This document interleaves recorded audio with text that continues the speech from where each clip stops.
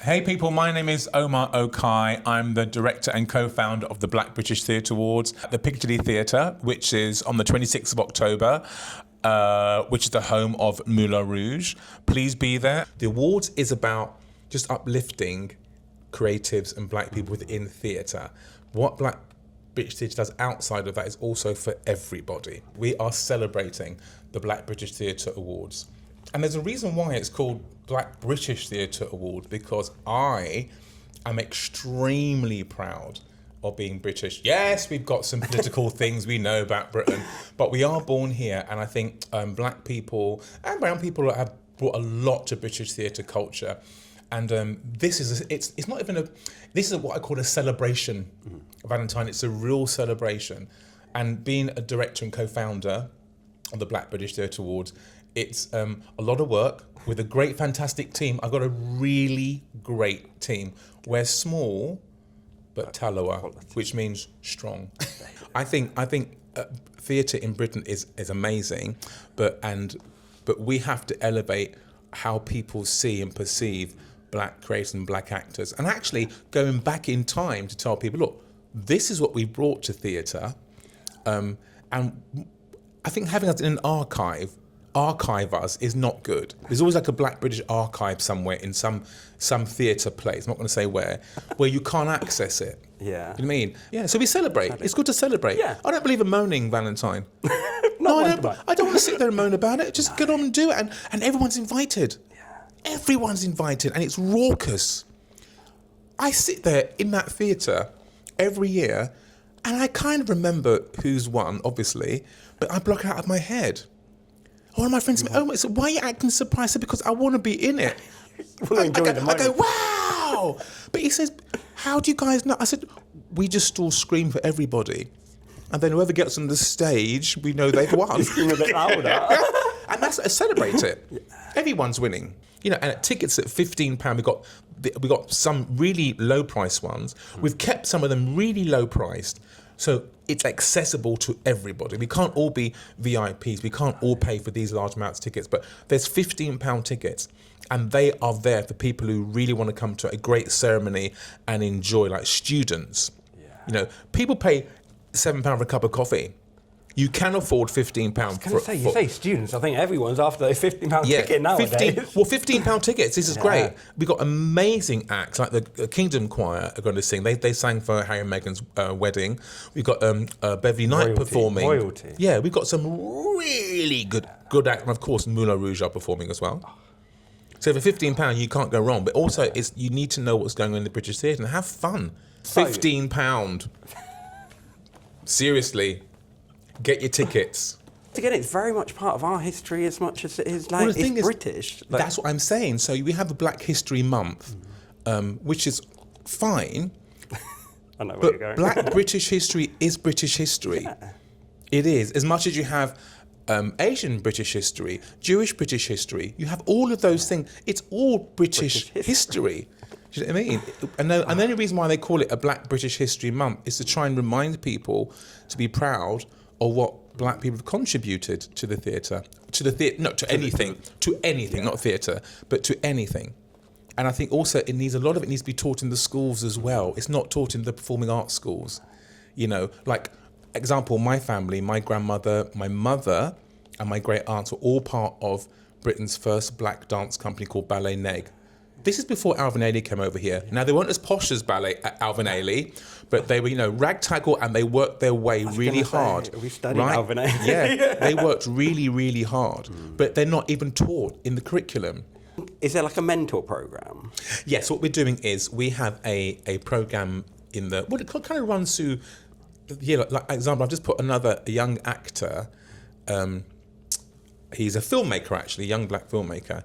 I put him in touch with another friend of mine to help him get to mentorship. My friend, I can't say his name because everybody start calling him. Do you know what I mean? But he does filming for TV. Yeah.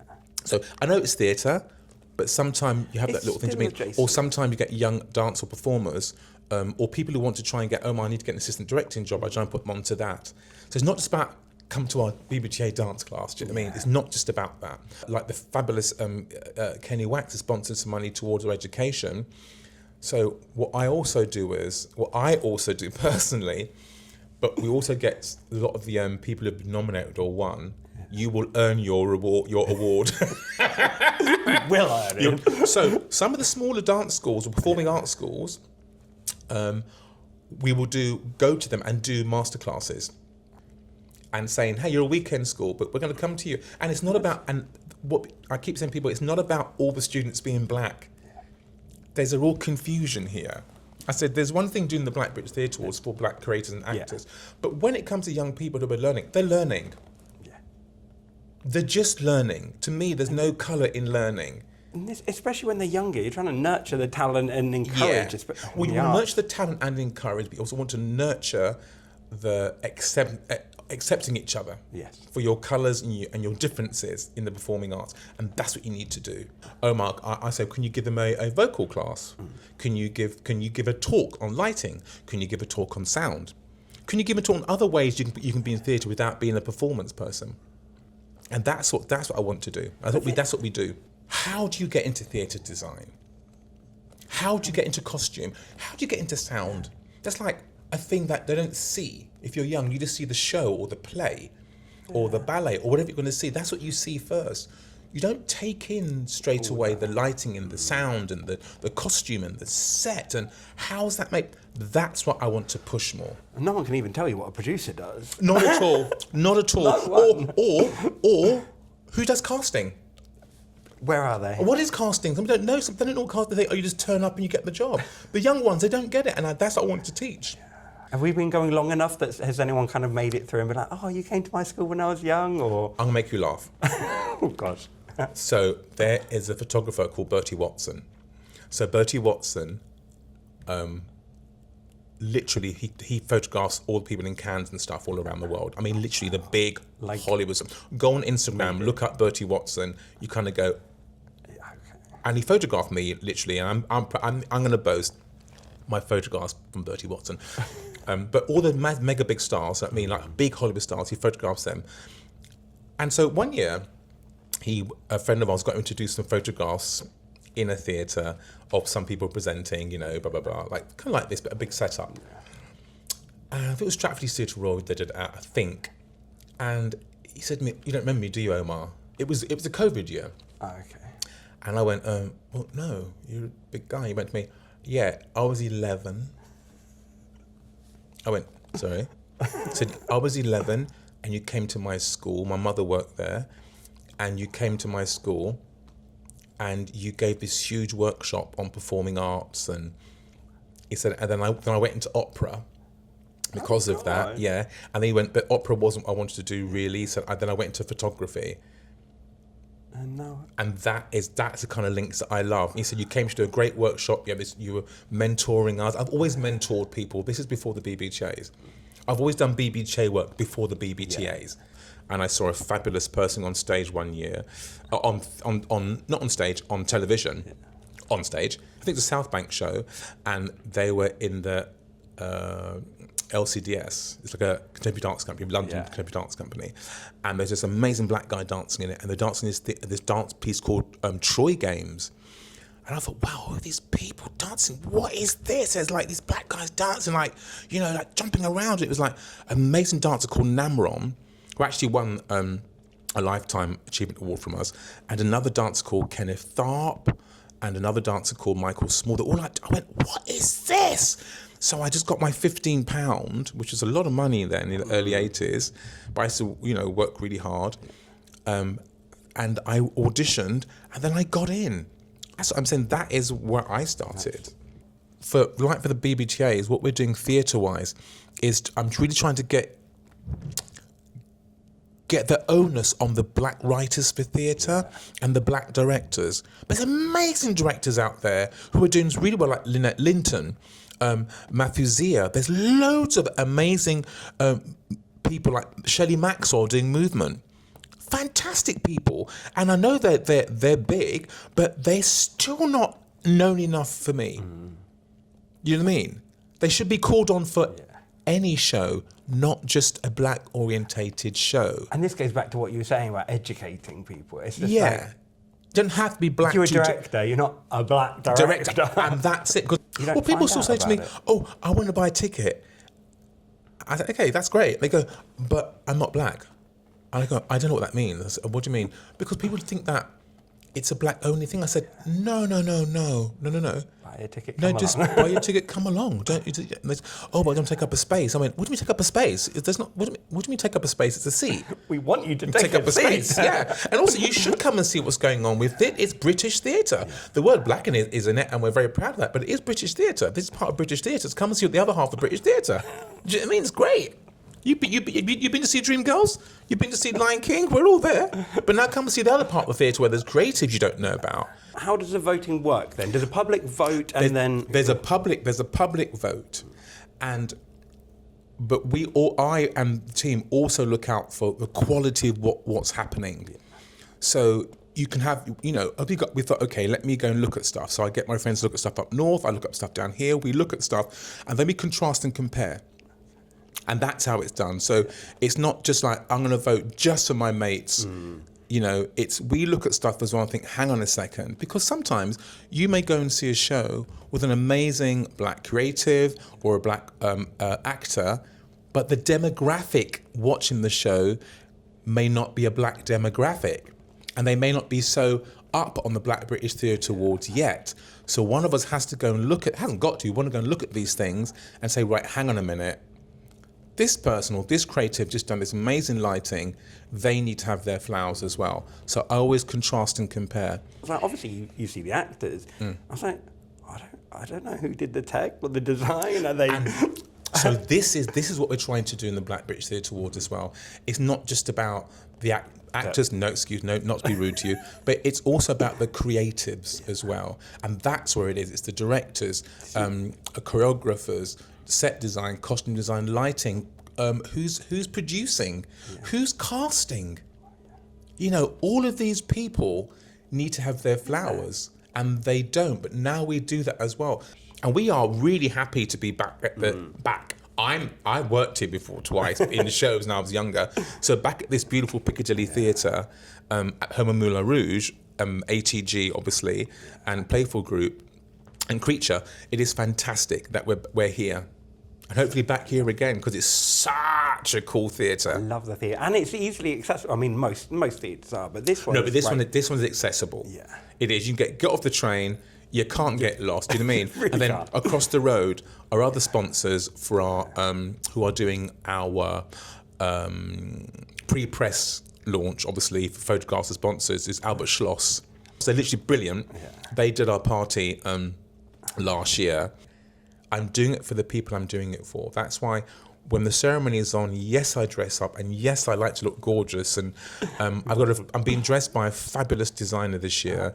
Yeah, a South Asian designer. His name's AJ Wallace. Look him up on Instagram. His stuff is beautiful, his designs, and he's dressing me, and I want to look good, but I don't want to outshine anybody. Oh yeah. I'm not that sort of person. Do you know what I mean? I just kind of keep myself low-key if I can and let everyone else have their photographs Just done. saying low-key, I'm waiting to see this outfit now. When I say low-key. But no, he's a great designer as well. He's a fabulous designer. And off on a tangent there, then I only discovered about this because I think maybe you posted or something, but there was the Asian Awards as well. So this is what I went to see something called Representation Asian. Or the other way around. Is it representation? Representation. Anyway, it was brilliant. Yeah. It was brilliant. And I was so taken aback by what I was watching. In fact, Alex Kais from the House of Kais, he organised the Albert Schloss party for them as well, and all their goodie bags and that stuff. He's very good. He is really good. But I'm very much about that. It's not just about being black. I'm about that representing who you are. Whatever colour you are, represent yourself, do you know what I mean? And the amount of talent I saw on that stage, some who I knew, and some I had no idea. And even my own music, that's my friend Liam Godman is recomposing for me. It made me rethink the casting. Because these performers, British, Asian, or whatever, I mean, all over different parts of Asia, were stunning. And I got to meet So I was in a show called Five Guys Nemo years ago, and then Miss Saigon was down the road from me. This is like when the world was in sepia. And there was a fabulous actress in it called Joanna Ampil. And we used to meet at some Cameron's parties, you know what I mean? Like, but I was very young then. I was always too shy to sort of say, hey. And I said to her, I'm sorry. I've got to say it now because she's in this thing. I've got to speak to you. And I said, I waited like nearly 40 years. Do you know what I mean? To get a photograph with you. And so I said, look, can we just all meet up? The powers that be in this representation thing. I said, I really want to talk to you about how these things can be set up, how we should be able to work together. You know what I mean? Not so, separately, also something that can be together. How can we help each other? Do you know what I mean? I can give you some tips. Do you know what I mean?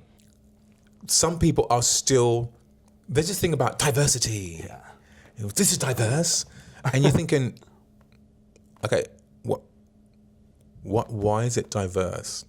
I still say it, that word diverse. And we say diverse because there's black and white people in it. What? Okay. That shouldn't be the case anymore. Diverse because there are males and females. Yeah, they should be diverse, but we shouldn't be saying that. We should be looking at a theatre thing and saying, this is normal. A show should be mixed with black, white, Asian, whatever. Mixed. Talent. Do you know what I mean? But you mix it up because your demographic are going to come and see it. Yeah. So you can't say, well, we're just doing this colour and that's it, but you expect people to come and see it. People don't anymore because people's families are mixed. And people are very much like, I want to teach my children, hey, look, isn't this great? You can do this. You can do that. But we keep saying diverse when we see a show that's mixed. And I'm thinking, when can we stop using that word? You want to make it diverse, you really think about your casting and make it a really good cast. You think, well, this really makes sense. This is really good. People don't care. I went to see Brigadoon. I think, what's the director, Brigadoon? McConey. I knew you were going to ask. McConey.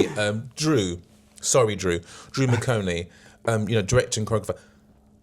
He doesn't think about it. He does it. And that was beautiful. I didn't look at Brigadoon and say, oh, this is diverse.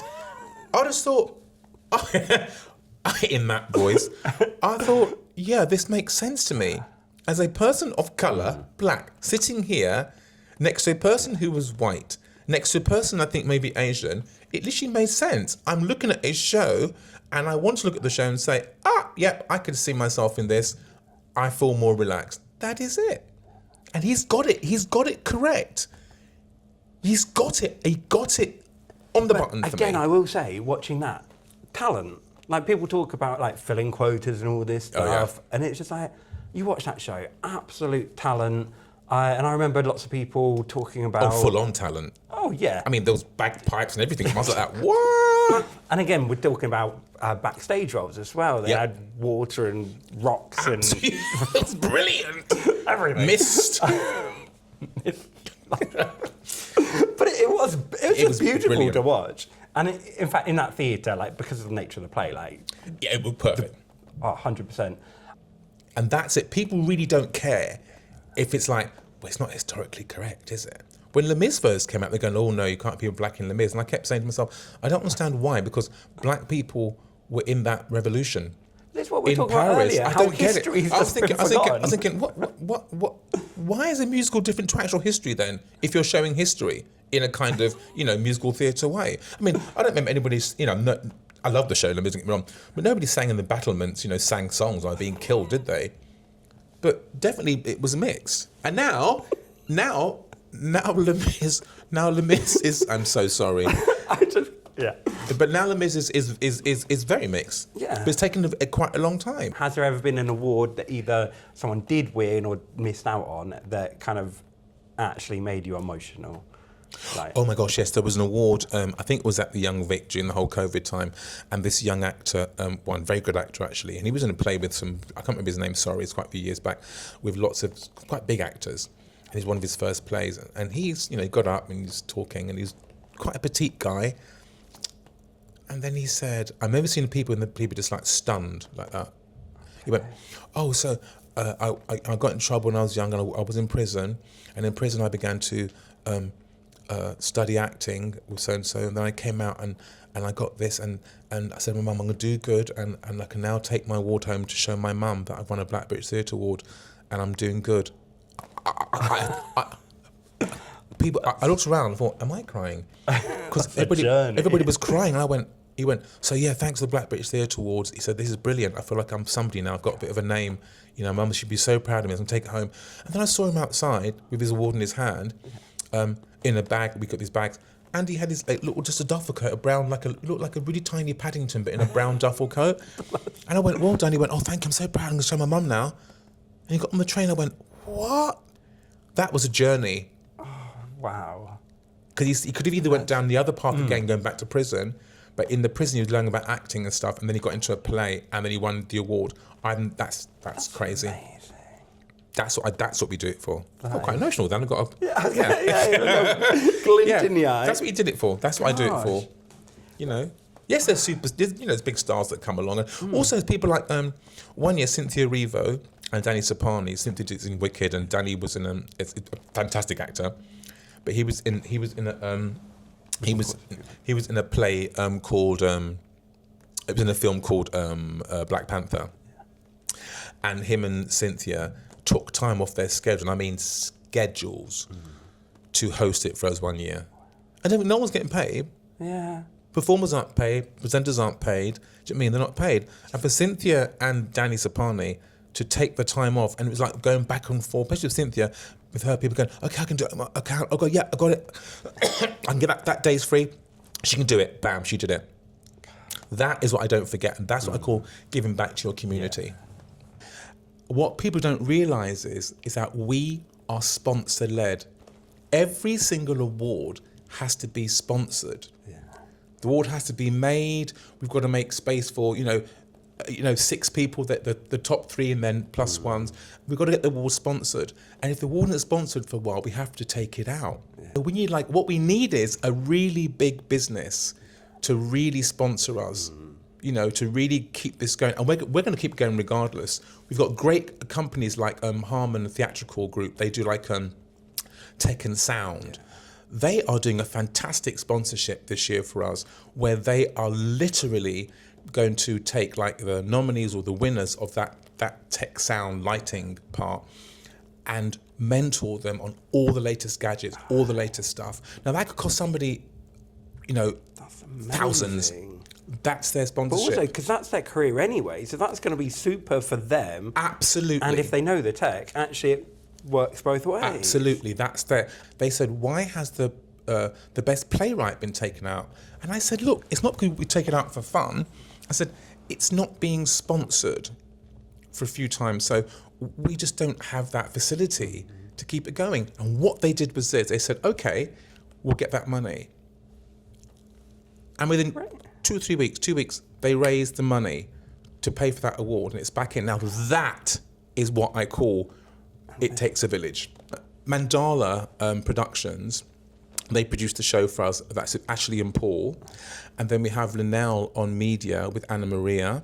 And then Alex Kais of House of Kais, they do all they do our main sponsorship, head of sponsorship and goodie bags and stuff. They're fantastic. This is what we do. It's a very small, we have Pippa, who also is part of our team, and Karen Farrell. We're only a small team. People don't realise. And then close to the show, Ashley would employ people, to work on the show. And then we have fantastic young student volunteers. It would be nice to have it kind of like the Olivier. To be put onto because now it's when we first started, now it's elevated so much. I mean, because last year, Lion King, the Lyceum, they were our lead sponsors, and that was fantastic. Do you know what I mean? It was really good fun, and they were really well looked after. And they said, oh, you can't photograph the stuff backstage, and nobody did. But it was like, there's Zazu! Zazu's in front of me! Please let me photograph Zazu! Do you know what I mean? There's one little something Zazu! But no, that's the trajectory. We want to get to our 10th year, so that's a very exciting one for us. Yeah. We want to have a really, really a good sponsorship for our 10th year. But yeah, that's it. It'd be great. I think it should be. It has to be televised. because it's growing now to that point where it needs to be televised and really helped financially to keep this going, because it is an important part of British theatre. Have there been any kind of question as to, like, is someone British enough? Is someone black enough? Or anything? Yeah. We have a lot. We've had a lot, especially online. When we first, not so much now, because when we first started, I'll go back a bit. We first started, we were getting like 400 nominations across the board, and now it's risen to 24,000. Wow, that's good. Across the board. Yeah, it's growing. Yeah. And then online, you get a little bit. I get a little bit of abuse of being called a racist. Yes, no, it's okay. No, it's okay to do, because I didn't mind, because I don't moan about that sort of thing. It's best to. I said, well, no, I'm not. I said, I'm just gonna. What we want to do is, we want to just elevate and raise the possibilities and what people see as young black performers and creatives. You need to see other people doing it. That's why we do it, because we're not visible enough within other award ceremonies, and the other award ceremonies are great, but it's not geared up for that. I mean, people say, after the Windrush, people come out and say, and all the third. I say, no. Henry VIII had a black trumpeter. Henry VIII had a black trumpeter. And people say, I said, no, we've been here performing and doing stuff for for hundreds of years. It's not like suddenly, because from 1940s. Sponsorships are really good. They've been really good. Money is also tight at the moment to me for everybody. And it's really strange how you find the smaller producing houses, or producing theatres, or smaller businesses, or casting people, or agents. They're the ones who sponsor, and producers, and even for them to say, look, can I sponsor X amount of that? And we say, yeah, because they're the ones that keep the Black British Theatre Awards going. The smaller, what we need is just somebody, and also, don't get me wrong, ATG and Playful, and I think they're called Creature Productions as well.